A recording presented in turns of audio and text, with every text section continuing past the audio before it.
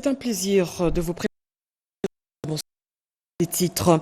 C'est un plus dans la réforme de la police nationale congolaise. Les policiers de la ville de Kinshasa ne pourront plus travailler dans des conteneurs transformés en sous-siat. Le vice-premier ministre, ministre de l'Intérieur, Jacquemain Chabani, a initié une série de constructions modernes pour améliorer les conditions de travail de la PNC. Ce mardi, la commune de Kimbanseke est bénéficiaire de ce projet. Et puis, le poisson, denrée stratégique pour le développement économique de la RDC.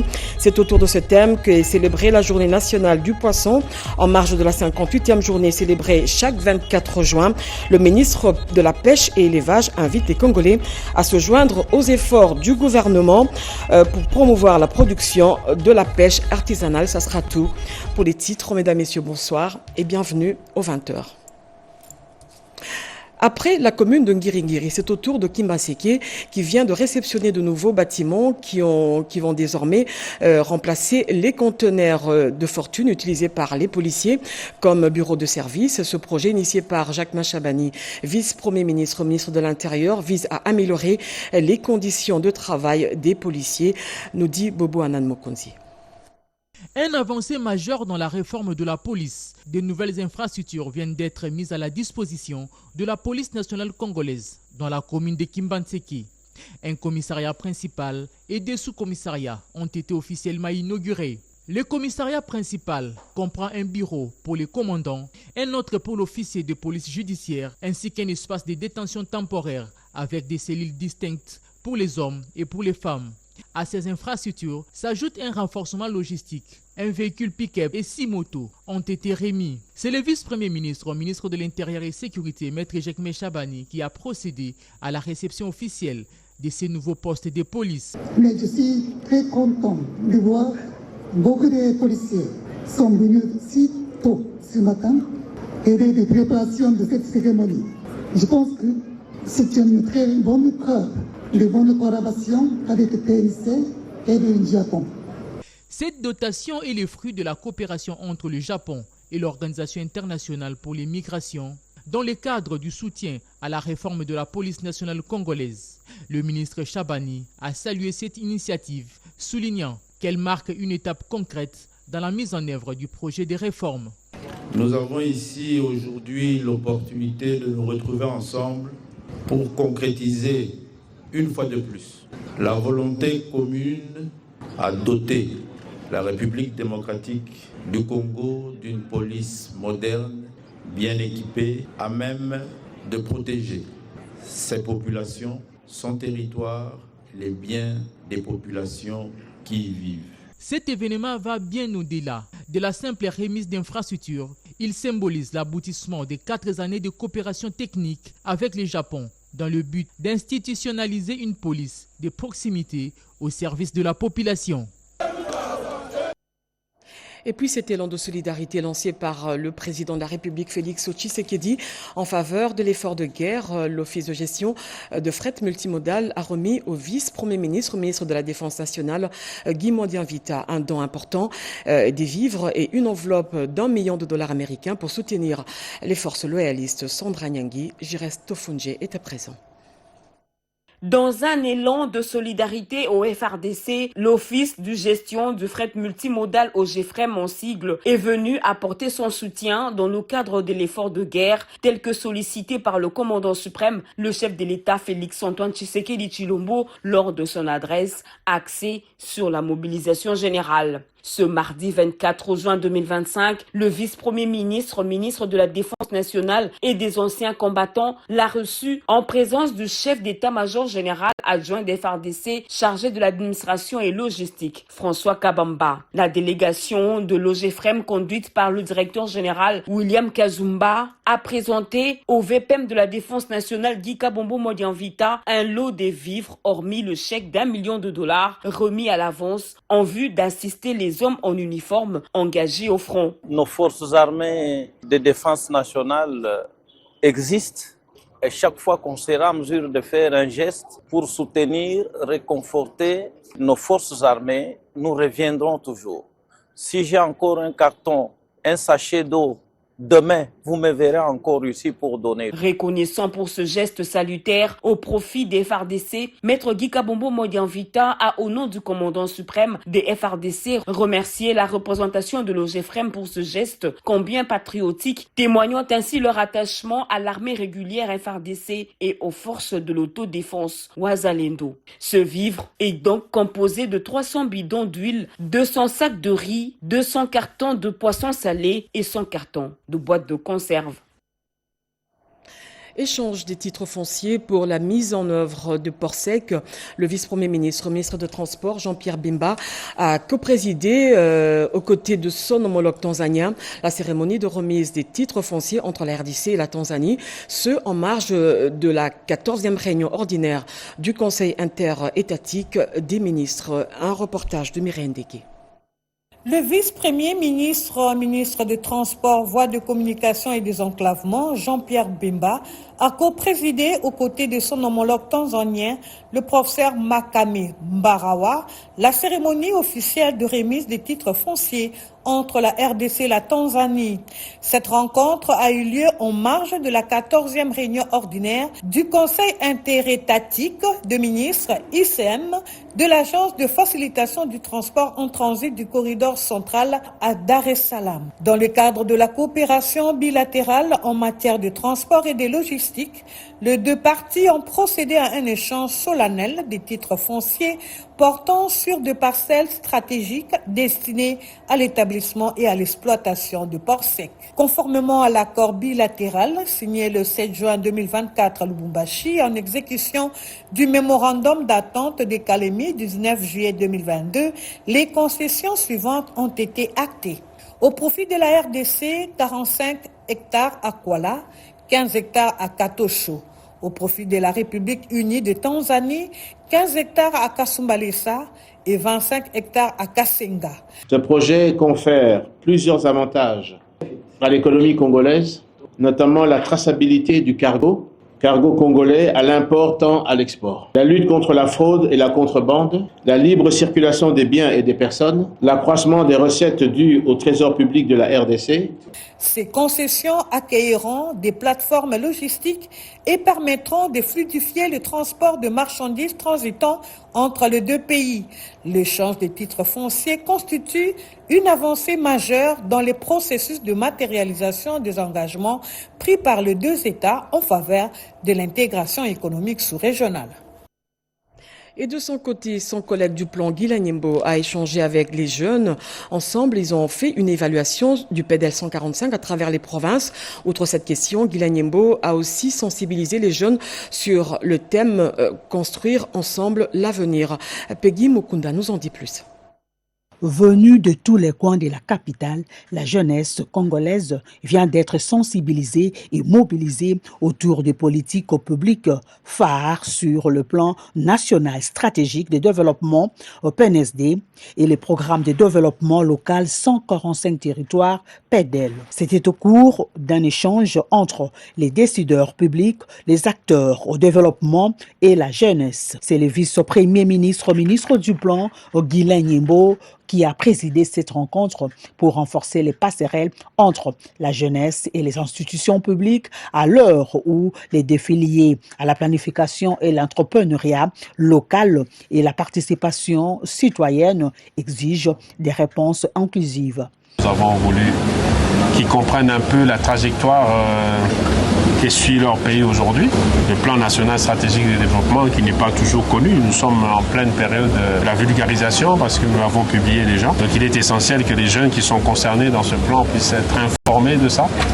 Et voilà, de savoir comment est-ce qu'ils peuvent s'y prendre. Nous savons que les jeunes qui veulent accompagner le chef de l'État dans sa vision d'impulser le développement doivent connaître les instruments qui justifient l'action du gouvernement. Ils doivent avoir un moyen d'évaluer le gouvernement, les politiques qui sont mises en place. Jeunesse, gouvernance, construire ensemble l'avenir, tel est le thème abordé tout au long de cet échange organisé par les réseaux nationaux de femmes et hommes renouvelés pour la transformation de la République démocratique du Congo. Je l'ai dit en titre, en marge de la 58e journée nationale du poisson célébrée le 24 juin de chaque année, le ministre de la Pêche et l'Élevage, Jean-Pierre Chimanga, a invité les Congolais à se joindre aux efforts du gouvernement de la République pour ériger le poisson en denrée stratégique pour le développement économique de la RDC. On l'écoute. La République démocratique du Congo célèbre ce 24 juin 2025 la 58e édition de la Journée nationale du poisson. Cette journée dédiée aux producteurs du poisson est célébrée en raison du rôle que joue le poisson en tant que denrée stratégique, non seulement pour la sécurité alimentaire et nutritionnelle, mais aussi dans la balance des finances publiques. Sous l'impulsion de son Excellence M. Félix Antoine Tshisekedi Tshilombo, président de la République, chef de l'État, et grâce à la supervision de son Excellence Mme Judith Soumine Toluka, Premier ministre chef du gouvernement, le ministre de la Pêche et l'Élevage s'est engagé à réaliser le programme du gouvernement pour assurer la sécurité alimentaire et nutritionnelle de la population congolaise et de faire de la pêche et de l'aquaculture le véritable levier de la relance de l'économie nationale. C'est dans cette autre idée que la 58e édition de la Journée nationale du poisson est célébrée sous le thème « Le poisson, denrée stratégique pour le développement économique de la République démocratique du Congo ». Comme je l'avais promis lors de la 57e édition de la Journée nationale du poisson l'année dernière, le gouvernement congolais, par le biais de mon ministère, a doté les pêcheurs et les pisciculteurs en intrants, équipements de pêche en guise d'accompagnement dans l'exercice de leur métier. Dans cette dynamique, tel un pèlerin, j'ai sillonné les provinces de la Chopo, précisément au Chit Ouagenia, Tanganyika, à Kalemi, Congo central, à Mwanda et Boma, pour présider personnellement la remise officielle des intrants à nos pêcheurs dans un seul objectif de booster la production de la pêche artisanale en attendant la migration vers la pêche industrielle. Capital physique que Dieu Tout-Puissant a gracieusement mis à la disposition du peuple congolais s'ajoute la volonté clairement affichée par M. le Président de la République, chef de l'État, et Mme la Première ministre, chef du gouvernement, pour la transformation de l'économie à travers la pêche et l'aquaculture. Je tiens à préciser que le thème de cette année, le poisson denrée stratégique du Congo, est plus qu'une interpellation pour les producteurs du poisson, dont les jeunes d'avoir une attention soutenue à la fois sur l'amélioration de la sécurité alimentaire et nutritionnelle et la transformation de l'économie de notre pays. Ainsi, la 58e édition de cette journée sera célébrée dans les jours qui suivent à Matadi, dans le Congo central. Ce rendez-vous annuel a été également célébré à l'Office national de pêche et agriculture sur le thème que vous connaissez, une cérémonie qui coïncide avec la tenue de la 5e session ordinaire de l'ONPA, un reportage de Joséphine Liondo. La 58e journée nationale du poisson, une fête célébrée sous la méditation par les acteurs impliqués dans ces secteurs. Nous souhaitions que la fête se déroule comme à l'accoutumée. Malheureusement, l'engouement n'était pas au rendez-vous. Les attentes des vendeuses de poissons ont été déçues.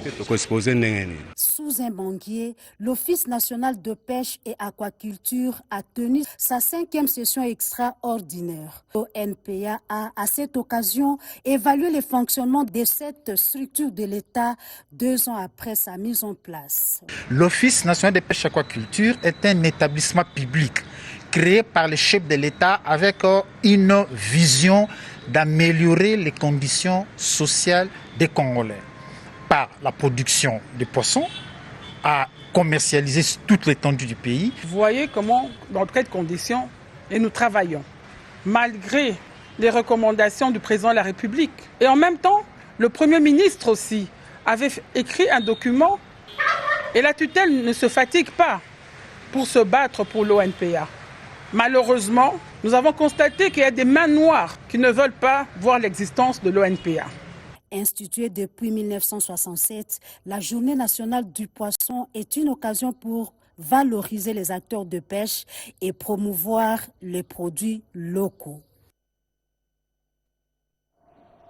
Autre chose à présent, ouf de soulagement pour tous les finalistes du Bawele. La gratuité de l'enseignement prônée par le président de la République, Félix-Antoine Tshisekedi, continue à se matérialiser grâce aussi à la prise en charge pour la 6e année consécutive des frais de participation aux épreuves nationales Exeta et jury 2025 par la sénatrice Carole Aguito. Regardez. En droite ligne avec la vision du chef de l'État Félix-Antoine Tshisekedi Tshilombo relative à la gratuité de l'enseignement en République démocratique du Congo, la sénatrice Carole Aguito Amela renouvelle pour la 6e année consécutive son engagement en faveur de la jeunesse du Bawele. Elle prend intégralement en charge le frais de participation aux examens d'État pour tous les finalistes de la province, y compris ceux des jurys nationaux. La remise symbolique de l'enveloppe contenant le montant total a été effectuée par le coordonnateur de la Fondation Carole Aguito, Jonathan Assia, entre les mains du vice-gouverneur de province, Simon Gassao. Ce moment n'est pas simplement symbolique, il est profondément historique.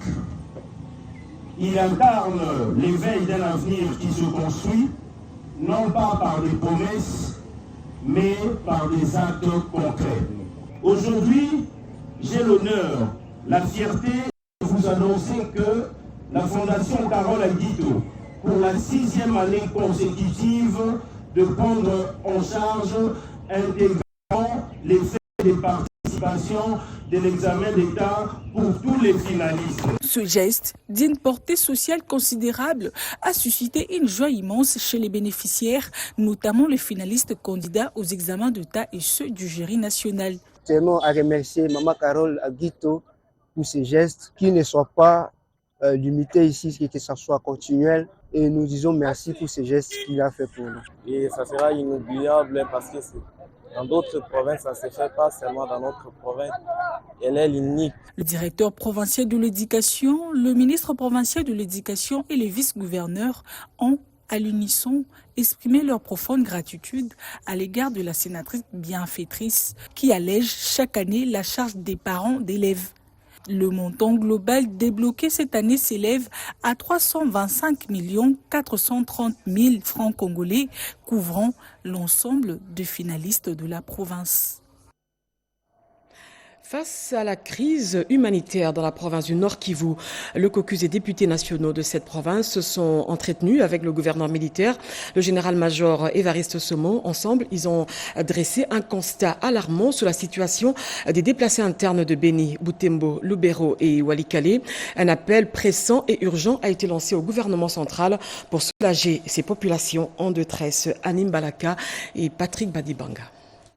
À Kinshasa, les députés nationaux du Nord Kivu ont reçu les gouverneurs militaires de leur province, le général-major Évariste Somo Kakule, en mission officielle dans la capitale. Une rencontre centrée sur les urgences sécuritaires, humanitaires et sociales qui frappent de plein fouet cette région martyrisée par les violences armées. Depuis la fermeture des Goma par les rebelles du M23/AFC, les recettes publiques se sont effondrées, aggravant la précarité des déplacés et paralysant l'administration provinciale. Face à cette crise multiforme, les caucus des élus du Nord Kivu, conduit par son président, l'honorable Safari Nganizé, a lancé un appel pressant au gouvernement central pour un accompagnement renforcé du gouverneur militaire dans ses actions sur le terrain. Parmi les priorités évoquées, l'élargissement de l'aéroport de Mavivi à Beni, le financement des volontaires pour la défense de la patrie et la résolution du conflit foncier opposant l'ICCN aux populations riveraines du parc des Virunga. Les besoins sont énormes. Les recettes ont sensiblement baissé. Le maire de province nous a demandé de continuer à mener des démarches au niveau central pour que le gouvernement assiste les déplacés de guerre. Ce que nous pouvons vous rassurer, c'est que la partie nord de la province du Nord Kivu est calme. Nous sommes confiants parce que les efforts du président de la République dans le sens de ramener la paix sont en train de produire les fruits. Les députés gardent espoir avec le processus de Doha en cours et les accords attendus prochainement aux États-Unis. La paix pourrait enfin redevenir une réalité durable au Nord Kivu et plus largement à l'est de la République démocratique du Congo. Et en prélude, des accords de paix qui se pointent à l'horizon pour le retour d'une paix durable dans l'Est de la RDC. La synergie des femmes, paix et sécurité a fait un plaidoyer auprès du gouvernement central en faveur des femmes victimes des violences sexuelles. Anastasie Ndombo. Il s'agit d'une note de plaidoyer élaborée avec la participation des provinces et partenaires appuyés par l'ONU Femmes, la MONUSCO, ainsi que l'ambassade de la Norvège. Elle retrace la situation précaire que vit la femme dans l'Est de la République, et cela surtout sur le plan social, humanitaire, économique et surtout sécuritaire. Thérèse Kaikwamba Wagner a salué le courage de ces femmes et réaffirmé l'engagement du gouvernement à poursuivre jusqu'à la réalisation de toutes les résolutions d'espoir prises pour le retour d'une paix durable dans la partie est de la République démocratique du Congo. C'est entre les mains de la ministre d'État en charge des affaires étrangères et francophonie que les femmes et organisations affiliées à la synergie Femmes, Paix et Sécurité ont remis la note de plaidoyer de la femme congolaise pour le retour de la paix afin que cette dernière leur serve de porte-voix. Vous nous rappelez avec force que les femmes congolaises ne sont pas des victimes des conflits armés. Elles sont plutôt et avant tout des actrices de paix, des bâtisseuses de sociétés résilientes et des porte-voix de la justice. La situation sécuritaire dans l'Est de la RDC nous interpelle toutes et tous.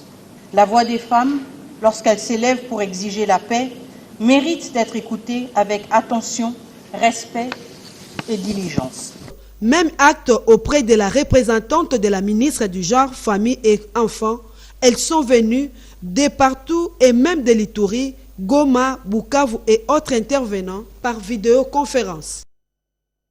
Didier Mazenga, ministre de l'intégration régionale, séjourne depuis ce mardi à Dar es Salaam en Tanzanie pour le suivi des résolutions prises par les chefs d'État et représentants des gouvernements, ceci dans le cadre du processus de paix SADC-EAC. Sur place, il a eu des entretiens avec son homologue tanzanien sur la situation sécuritaire dans l'Est de la RDC. William Tunakov, notre envoyé spécial.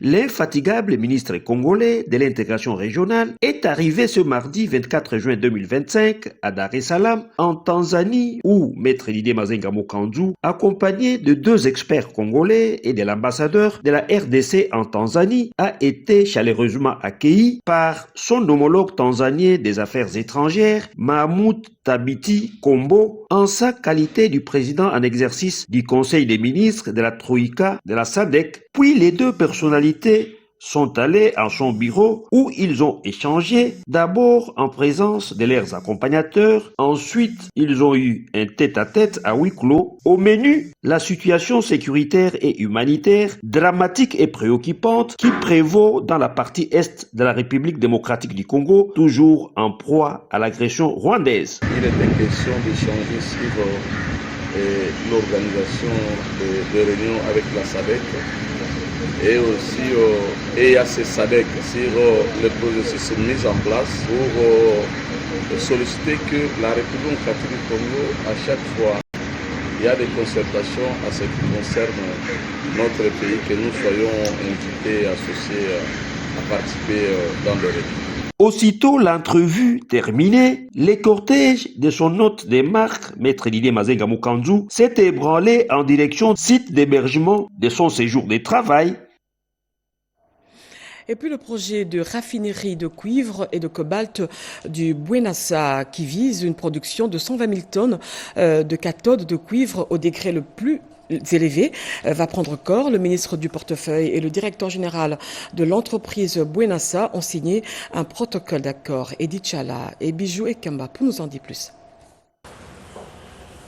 Cette signature entre le ministre du portefeuille Jean-Lucien Boussa-Tongboa et le directeur général de Bouenassa sonne une nouvelle ère dans la gestion des mines congolaises. En partenariat avec cette entreprise Bouenassa, l'État congolais à travers le ministère du portefeuille s'approprie son secteur minier. Avec les participations congolaises, une entreprise de traitement de minerais sur place au pays permet la création de plusieurs emplois d'une valeur ajoutée aux productions pour plus de rentrées financières.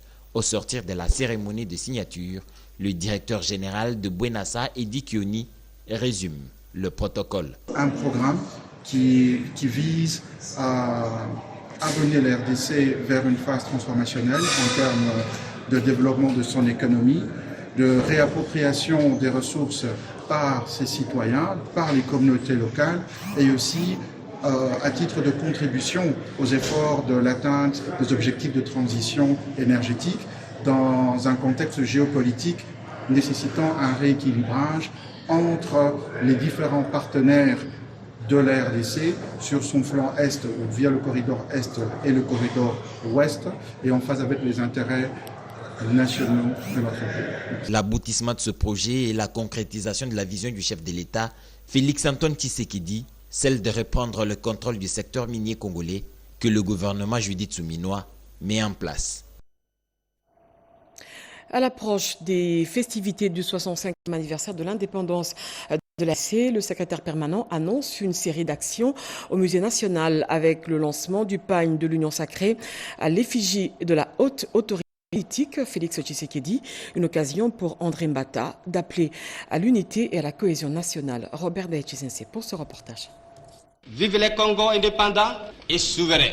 30 juin 1960, 30 juin 2025, la République démocratique du Congo célèbre le 65e anniversaire de l'indépendance, un anniversaire qui coïncide avec le lancement du pagne de l'Union sacrée de la Nation. Le secrétaire permanent de l'Union sacrée de la Nation, le professeur André Mbata Betoukoumé Soumangu, précise que ce lancement du pagne de l'Union sacrée est un symbole fort de l'engagement des Congolais envers l'unité et la prospérité de leur nation. Nous avons un siège de l'Union sacrée de la Nation, nous avons un hymne, tous unis pour la nation. Il y aura d'autres signes de visibilité, notamment les pagnes à l'effigie de son Excellence Félix-Antoine Tshisekedi Tshilombo, président de la République, chef de l'État, haute autorité politique de l'Union sacrée de la Nation. Vous avez adhéré complètement à la vision de la haute autorité politique.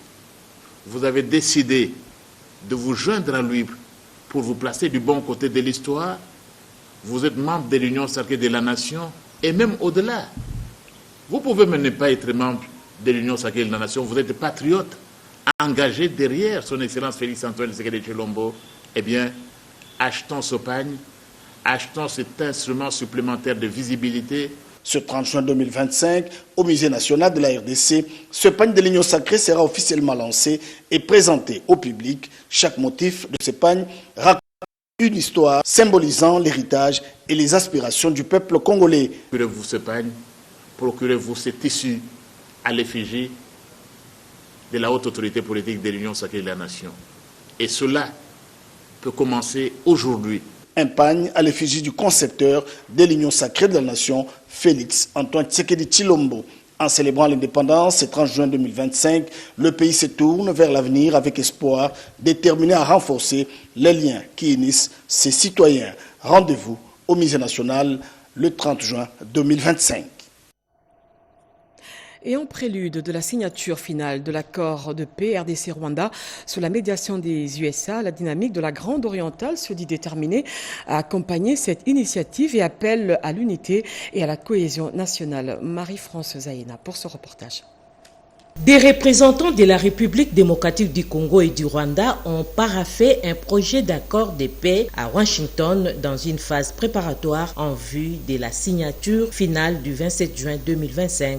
Un engagement salué par la dynamique des leaders politiques et communautaires de la Grande Orientale qui appelle à l'unité des institutions de la République afin d'accompagner les efforts du président de la République dans la recherche de la cohésion nationale. La dynamique des leaders politiques et communautaires de la Grande Orientale salue l'engagement renouvelé de son Excellence M. Félix-Antoine Tshisekedi Tshilombo, l'ensemble du gouvernement de la République pour la recherche de la paix ainsi que du recouvrement de l'intégrité territoriale de notre pays. Par la même occasion, remercie les États-Unis d'Amérique pour la médiation menée jusqu'à présent.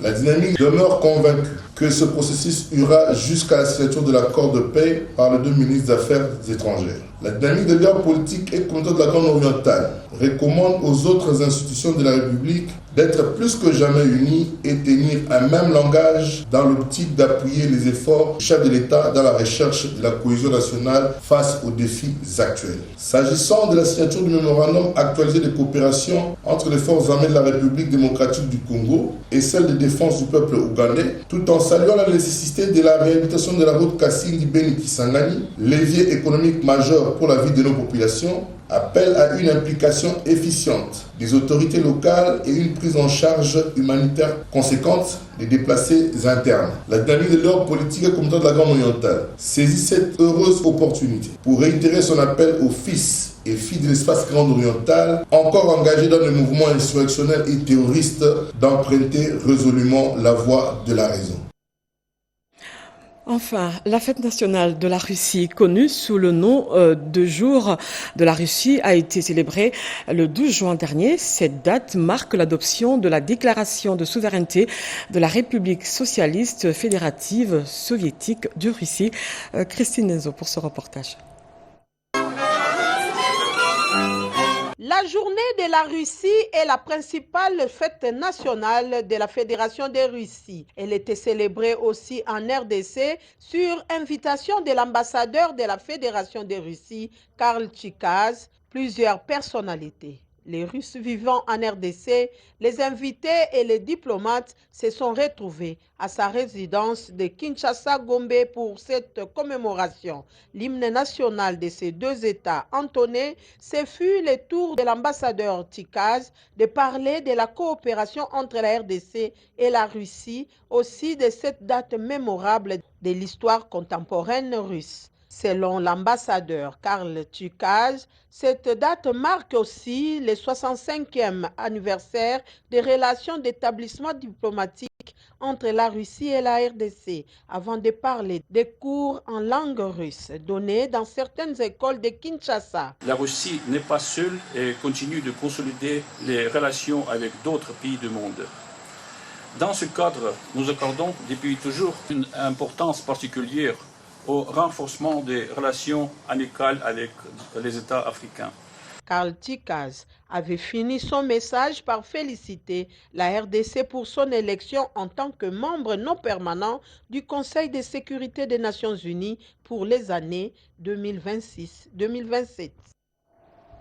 Et ce communiqué, avant de boucler complètement ce journal, la Société nationale d'électricité SNEL SA, département de distribution de Kinshasa, informe son aimable clientèle de certains quartiers des communes de Ndjili, Sélé, Kimbanseke et Massina, que suite aux travaux d'entretien des équipements électromécaniques prévus au poste haute tension Kimbanseke, la fourniture de l'électricité sera momentanément interrompue ce mercredi 25 juin 2025 de 8h à 18h. Toutefois, la situation pourra être rétablie aussitôt que les travaux prendront fin. SNEL présente ses excuses pour ce désagrément lié aux travaux. Et c'est la fin de ce journal rédigé par Gauthier Kiassi sous la supervision de Jacques Kabwabwa. Mireille Ndeke était à la coordination, Simokan Kolongo et Ramadan Poki à la réalisation. Je vous retrouve la semaine prochaine, Inch'Allah.